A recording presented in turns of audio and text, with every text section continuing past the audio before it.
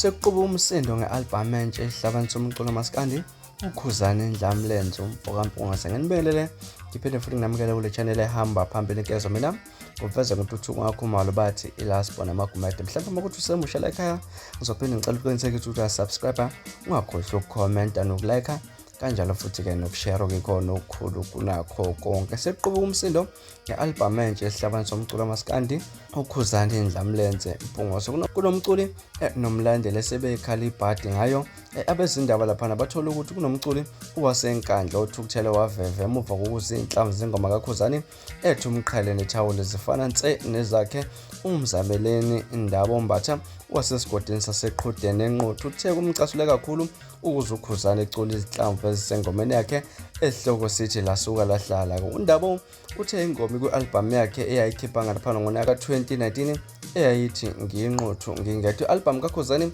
isihloko sithi uMQHELE NETHAWULA iphume ngoLwesihlanu.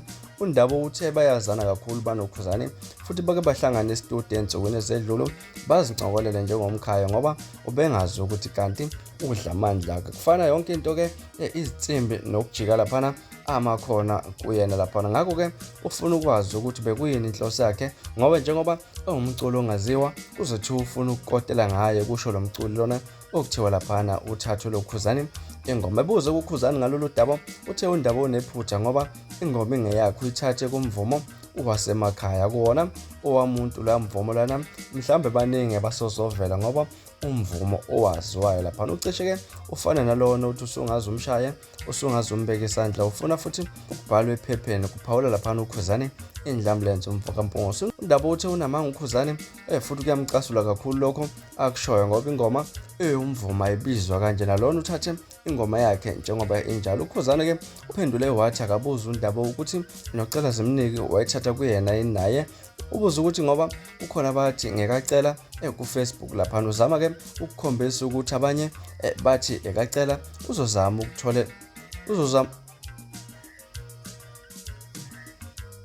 uphala ukuthi uzozama ukumtholela ivideo evunywa izinsiza ezigeda ingoma engumvumo omdala kabi uphawula lapha uKhuzani. uNdaba uthe ubemhlonipha uKhuzani njengobhuti omdala kodwa manje usembonise umunye umqondo wakhetha lapha ukuthi uNdaba ucela ukuthi abanamandla bamlwele noKhuzani ngoba yena akanawo amandla yokulwa noKhuzani. Bafethu zinjalo indaba lapha ezithinta lapha uKhuzani umfokampungase kanjalo futhi nensizwa lapha isola ngokuthi uKhuzani uthatha ingoma yakhe njengoba injalo wayisebenzisa lapha ku-albhamu yakhe esihloko sithi uMQHELE NETHAWULA. Wona ke mhlambe ungabe uyazi le ngoma kuthini mhlawumbe kwakho ukuphala ngalolu daba ake siphinde futhi sihlala lapha ku-comment section ungixoxela kabanzi ukuthi wena luthini lwakho ngalolu daba. Ngaza kwethu ke ngale kwalokho sihlangane futhi kwivideo elandelayo ngesikhathi esilandelayo. Ningiphathe kahle nibe nosuku lomnandi nginthanda kakhulu.